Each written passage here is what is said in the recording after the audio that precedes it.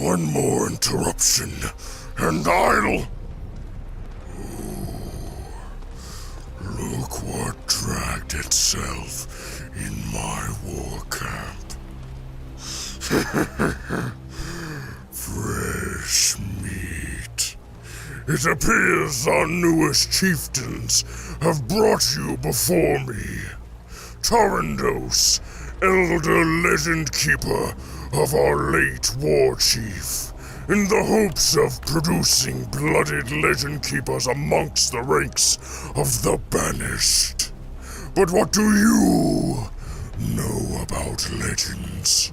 Do you know what it means to carry the mark of Atriox upon your chests? No. Why else would you be here? Now, standing before me. Very well.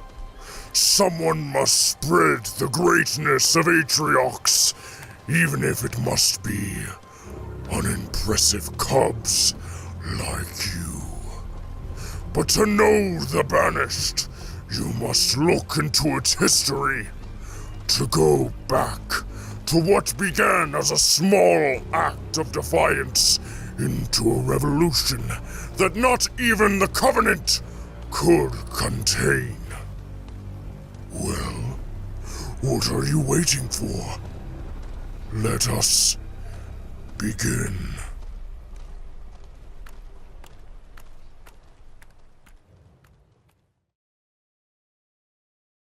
Before Atriox, before the Banished, there was Doisak, home to the Jiralhanae, a truly hardened planet. Its enduring presence stood as a monument of perseverance, even as we took the skies and claimed its moons for our own. We stood at the precipice of a new age of unbridled expansion. But the greatest enemy we could have faced was ourselves. Squabbles between the Master Packs culminated in the Great Immolation, the Great War between the Yotal and the Viloth Skeins that brought our entire race back to the Stone Ages. And in our weaknesses, we allowed the Covenant to conquer us and beguile us with the lies of their prophets and their great journey, promising that if we served them, they would uplift us from our toil and guide us along the path of divine transcendence. In truth, they took a proud people and shackled them like wild beasts, waiting to set them loose against their foes. And that they did. In the latter years of the Covenant's pitiful war with humanity, the Sanshayum began to leverage the Jiralhanae in ever-increasing ways, hoping to wear down mankind's resolve. So many prophets were content to send unending waves of courageous Jiralhanae warriors crashing into the enemy's front lines, wherever the needs of the Covenant demanded it. Each violent conflict became more bloody and costly than the last. For decades we served, we died! Victory after hollow victory, secured with our blood, our war brother's blood. Amongst those was a mighty warrior called Atriox, who began to build a legend all on his own. He repeatedly returned from the same futile and pointless battles, unharmed and undaunted. Though they would claim the lives of all those sent with him, throughout his time serving within the Covenant military, Atriox grew increasingly aware that he fought for purposes of his own making, based on a desire to shape the world around him, rather than blind adherence to any senseless imperial dogma. It was a notion that he would often discuss with his longtime mentor, Escharum, who had seen Atriox grow into a mighty warrior, but knew there was potential for so much more. On the battlefield, Atriox grew weary of the Prophet's games and their sway on the fate of his people and their complete disregard for the lives of his war brothers who had fallen in the battle simply to satisfy their vanity. As a fearless Atriox returned back alive, mission after mission, his renown among his peers began to grow. A fact that did not escape the highest echelon of Covenant leadership. They feared his greatness and what he could become, and so they ordered his execution. But he proved both cunning and strong. Unwilling to go quietly into the black, he overpowered his executioner and turned the tables on his captors.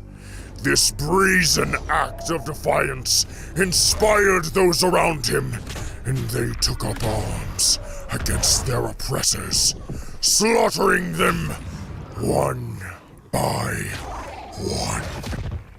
On that day, in the smoldering ruins of Algolis, a new power was born. A power that would never again be bound by the shackles of tyranny. This was the catalyst for the formation of the Banished. A revolution that would thrive for years as the Covenant's might dwindled from their pointless war against humanity. For we had become a powerful, unassailable force that not even the Covenant, which stood for thousands of years, could defeat. Banished. The Covenant used that name to demonize us, but instead, we wear it as a badge of honor, for victory became our shared cry. Refusal to cower, to bend, our weaknesses beaten from us, banished. It makes us strong. On that day, we had forged a new mandate, a new creed. No longer would we kneel to false idols, to false prophets, but stand proud together, banished brothers and sisters, standing side by side to the bitter end. Upon its founding, Atriox envisioned the Banished as a means to free his people from the oppressive captivity of the Covenant, empowering them to pursue their own destinies and carve out a new path into the stars, taking what rightly belongs to the strong. Over the years, the Banished scavenged the far periphery of the Covenant's war with the humans, keen to thrive in the shadows as our foes slaughtered one another in those early days. Our primary focus was to plunder the Covenant's vast armory vaults and the hushed ingathering of others to our righteous cause. Banished raiding parties would wait patiently on the outskirts of a Covenant invasion, waiting for the victors to depart before arriving to claim the spoils in our ever-growing arsenal, or even new warriors to our ranks. The Covenant was so desperate to silence Atriox that they would resort to sending assassins, led by a chieftain called Mathis. when he came face to face with the War Master. However, he had the opportunity to deliver the killing blow.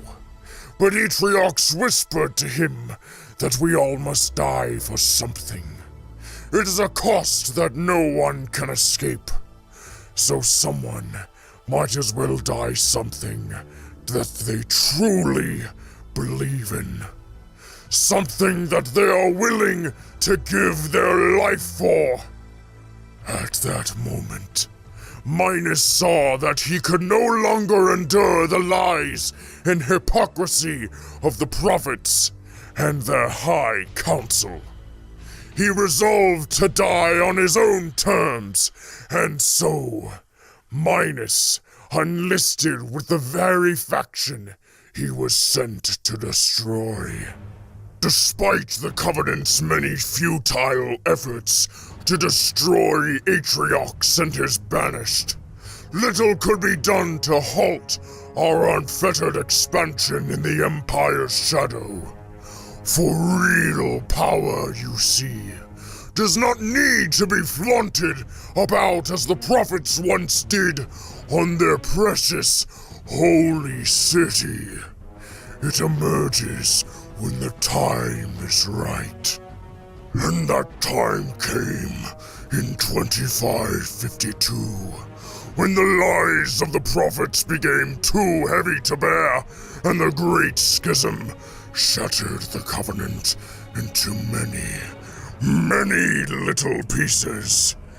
When the Covenant began to crumble, following the events of the Schism, we found ourselves in a position to fill the power vacuum that now existed and began a steady ascent through a relentless amassing of weapons, ships, and technology. We found a way to enjoy the advantages of Covenant-era technological progress, but freed from its oppressive ideals and polarizing power structure.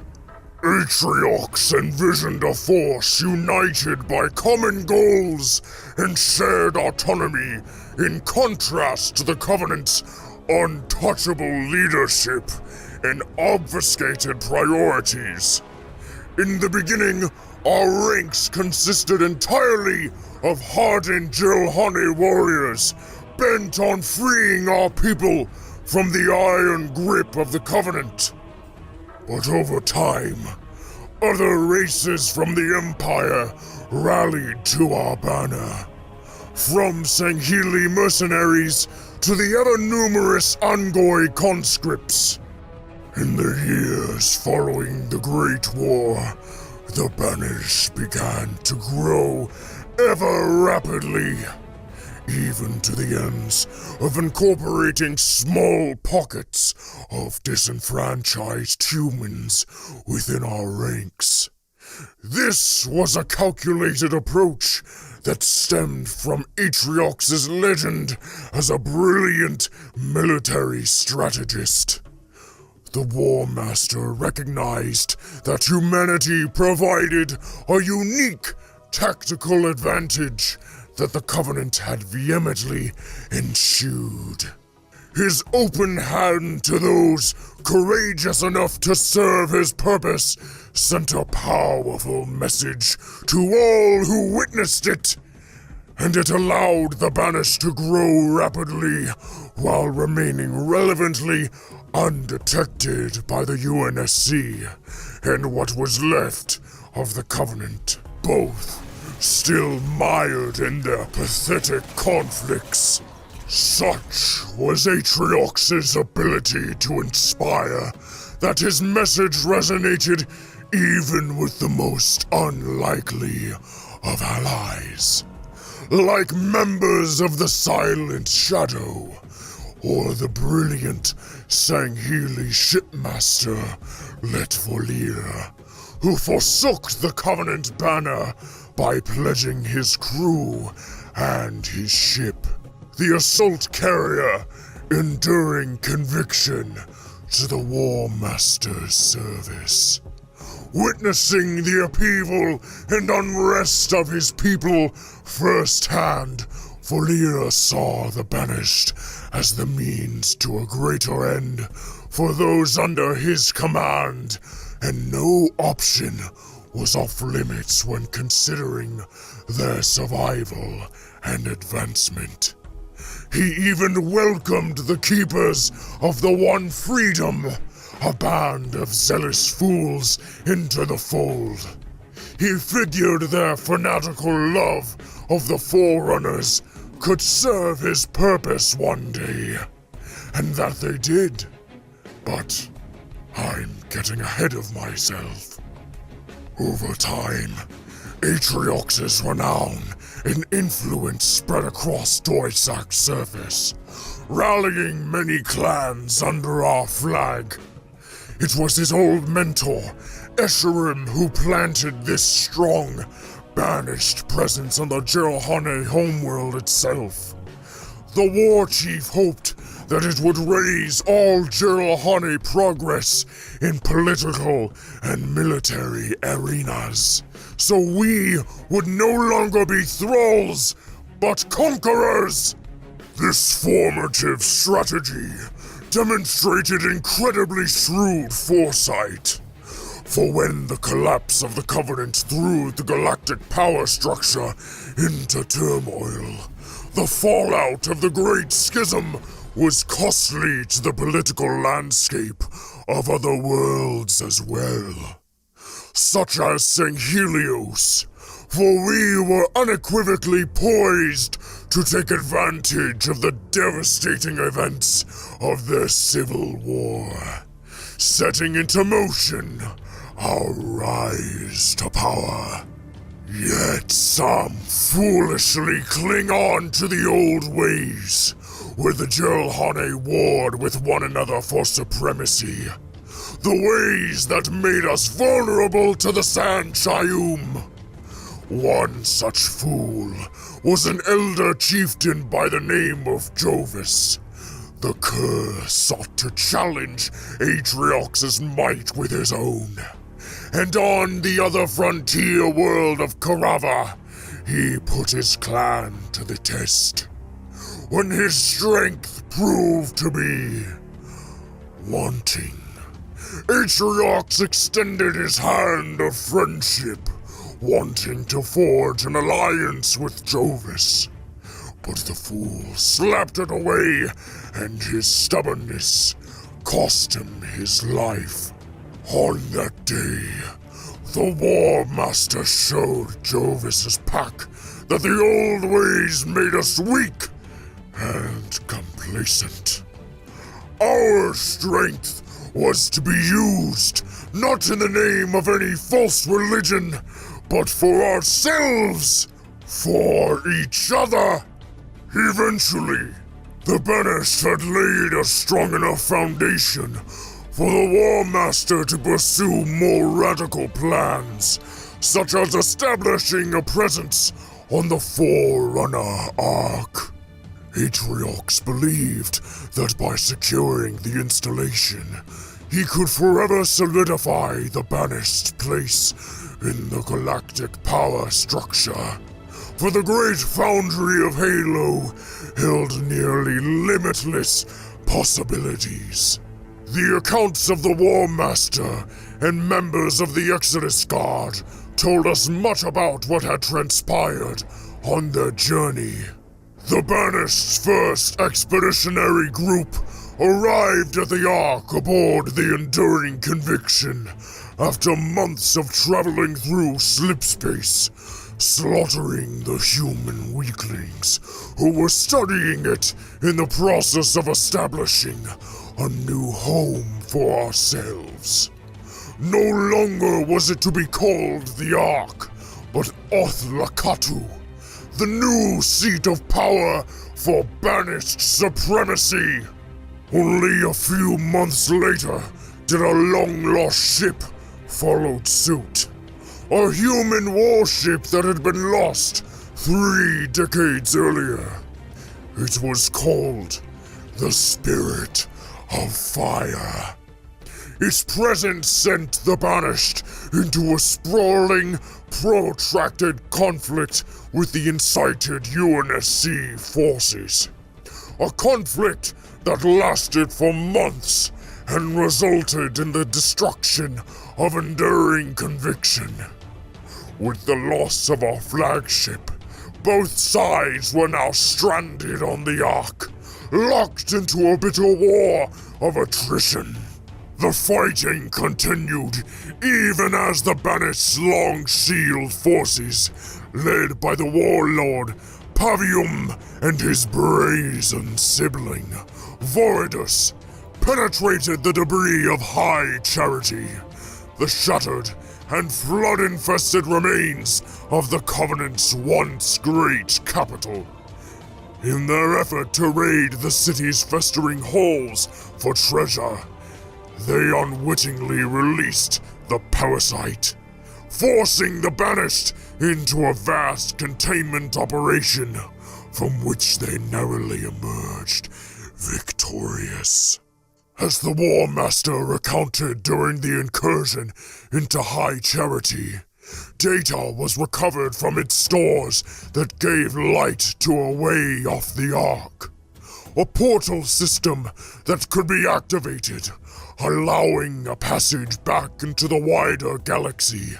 This discovery came at a crucial time. While scouring the Ark's surface, Atriox had uncovered a powerful secret.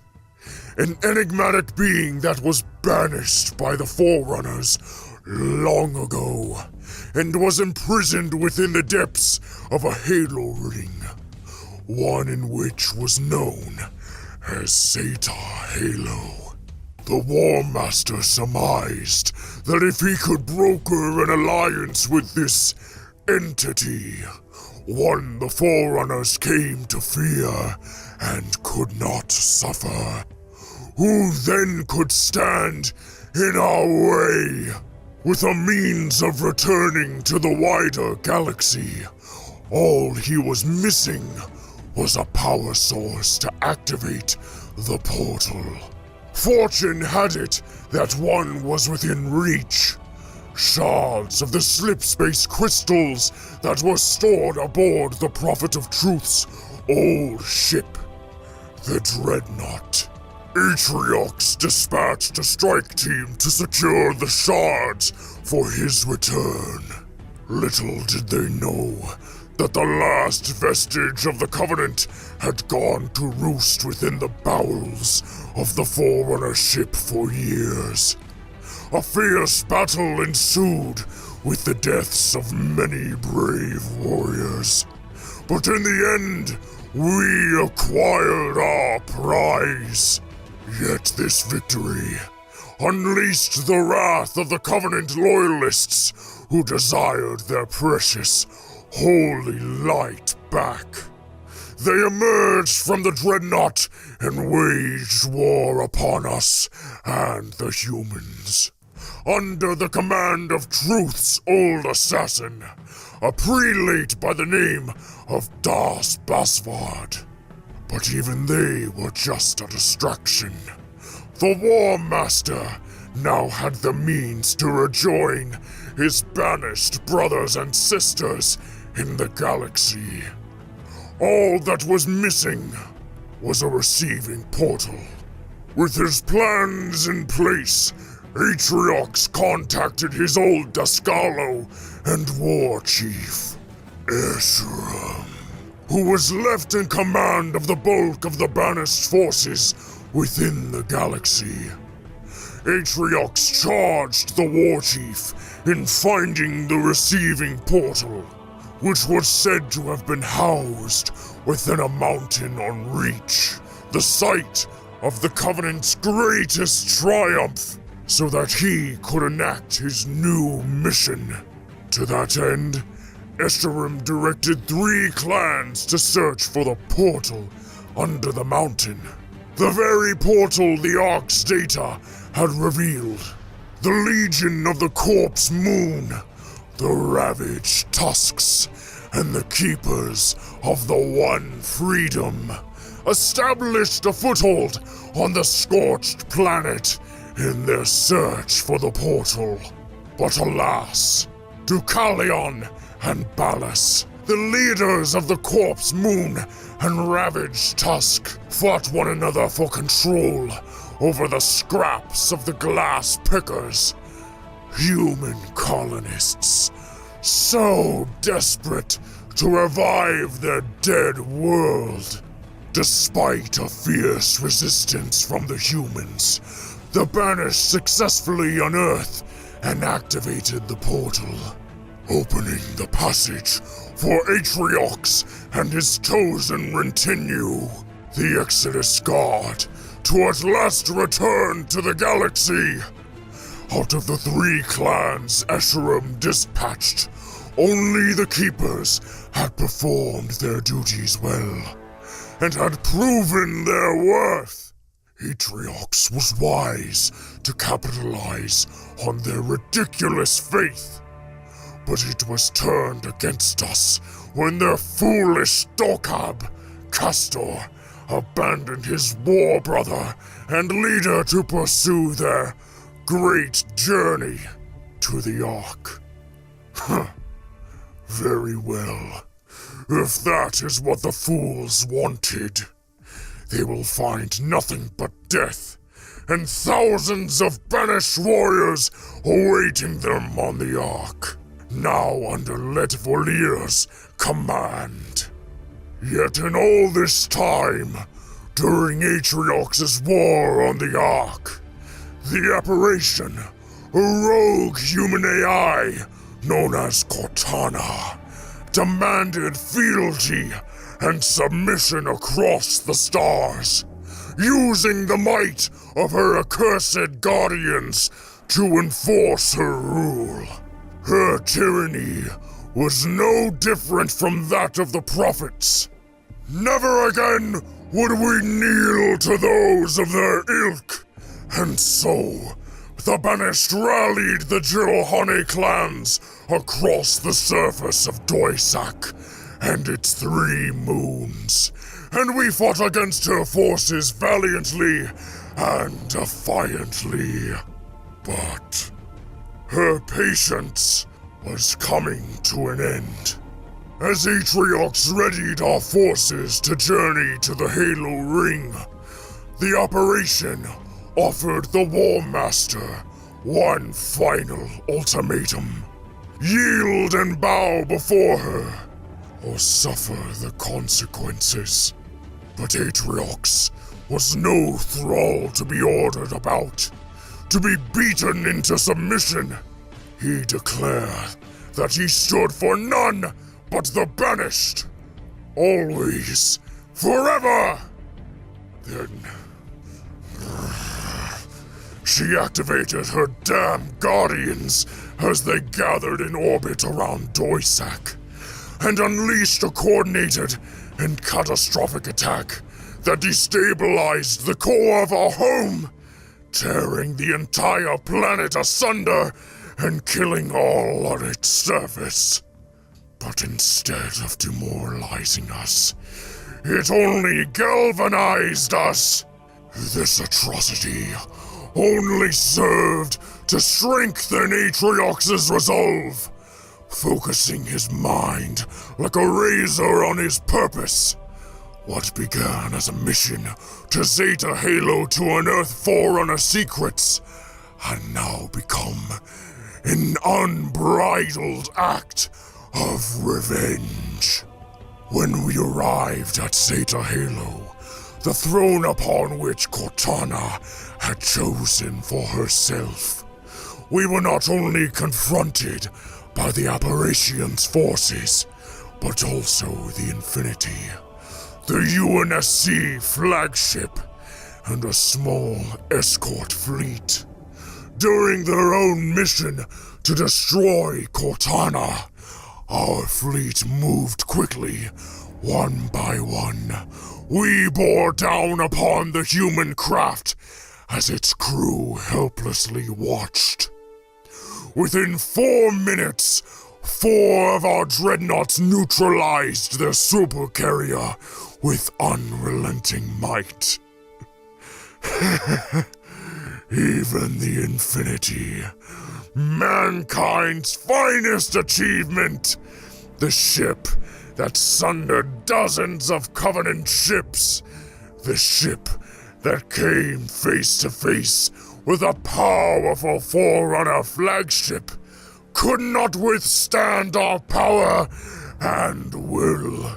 As we boarded the ship, slaughtering its passengers, Atriox himself came face to face with the legendary Master Chief, the savior of humanity. The War Master faced the Spartan single-handedly and crushed him like an insect, breaking his body, his spirit. He tossed him into the void to die, dealing a great blow to the UNSC's efforts as well as their resolve. And to think, the Covenant once feared him and his kind, calling them demons. But Atriox had faced demons before, and he demonstrated that they are nothing but flesh, and flesh can be beaten, broken, defeated. Upon arriving on the ring, Atriox confronted Cortana, issuing his own decrees of victory. But that was the last we had heard from our great leader. For an enormous detonation occurred on what was known as the Silent Auditorium, where Atriox faced the apparition. The blast destroyed the auditorium and caused sections of the ring to fracture and break away. Then, the ring had somehow taken us somewhere else entirely.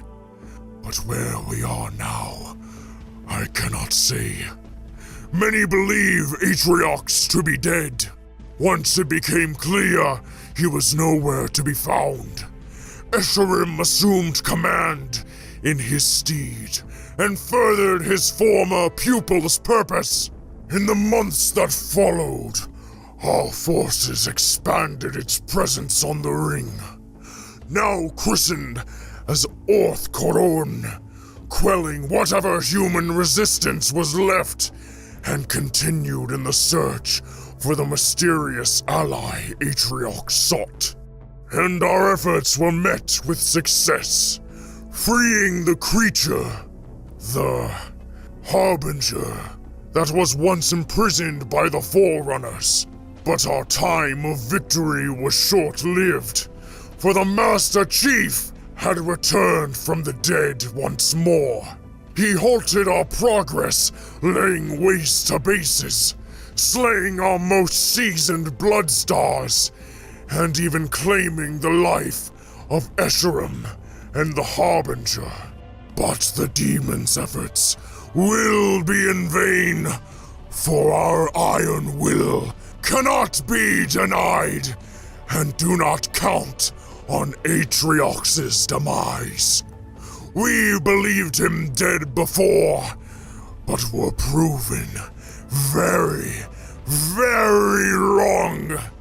He will return, emerging from the shadows once more, and when that time comes, the Banished will be fueled with newfound strength and resolve. We will control Zeta Halo and seize whatever secrets it contains, and we will reclaim what had been taken from us. A home, whether it be the Ark or Zeta Halo, it makes little difference. Too long have we toiled under the shackles of cowards and tyrants. Never again! The Covenant is broken. Cortana is gone. Her forces routed, and what's left of humanity's military might is spent. The galaxy is changing. It is ours for the taking! Who now has the strength to stand against the legions of the Banished? To stand against the might of Atriox's will? Brothers, the fire of your wrath grows brightly. None can contend against that. It's not by faith that you are here, for in destruction we see potential. In trials we offer opportunity. Prove your resolve, parade your might, become Atriox's legacy!